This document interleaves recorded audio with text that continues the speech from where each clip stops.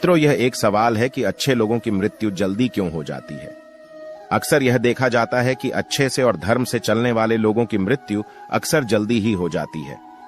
शास्त्रों में तो बताया गया है कि कलयुग में लोगों की उम्र 30 साल ही रह जाएगी, और कलयुग का अंत होते होते आपने यह भी सुना होगा कि भगवान अच्छे लोगों को जल्दी बुला लेते हैं।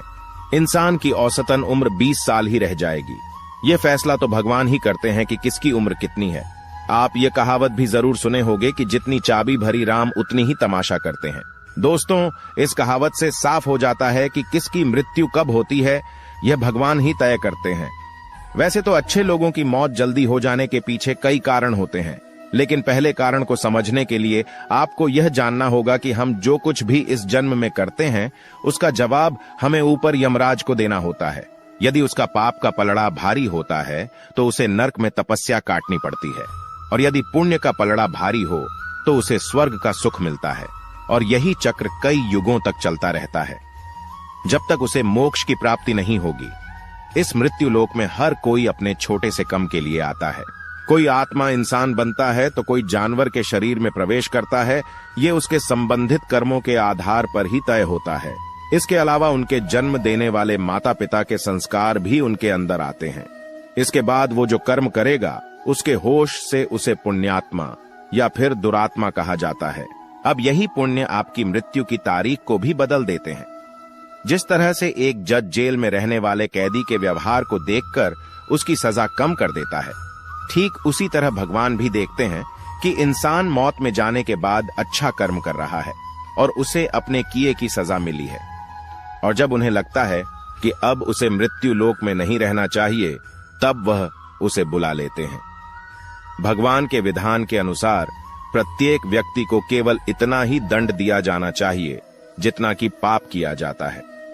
अब क्योंकि अच्छे लोगों के पाप कर्म बुरे लोगों के पाप कर्मों की तुलना में अधिक होते हैं, इसलिए अच्छे लोग अपने पापों का फल जल्दी ही कम लेते हैं।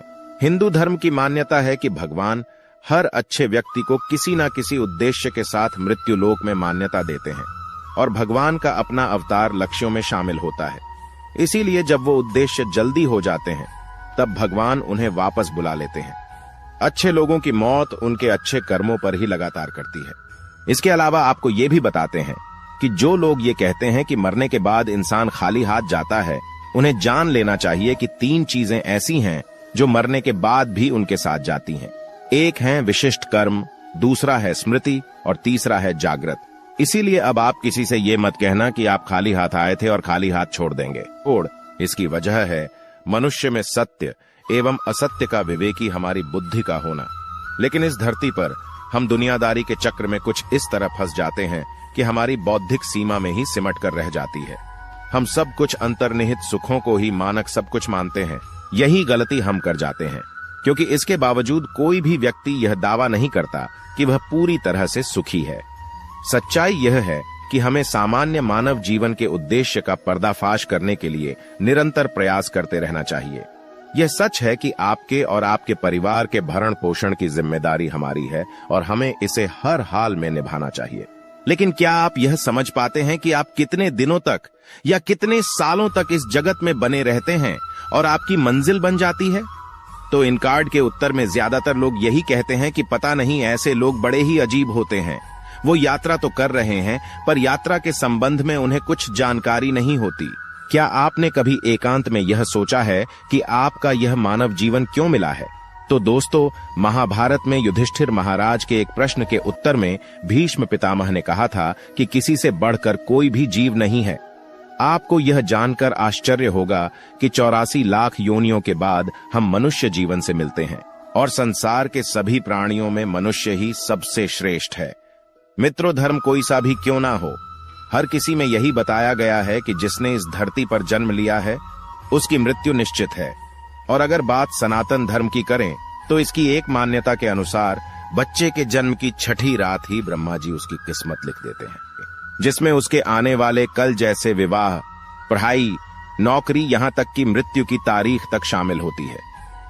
इसी तरह दोस्तों, श्रीमद् भगवद गीता में भी भगवान श्री कृष्ण कहते हैं कि ये एक आध्यात्मिक और ईश्वरीय जीवन का पद है जिसे प्राप्त करके मनुष्य मोहित नहीं होता।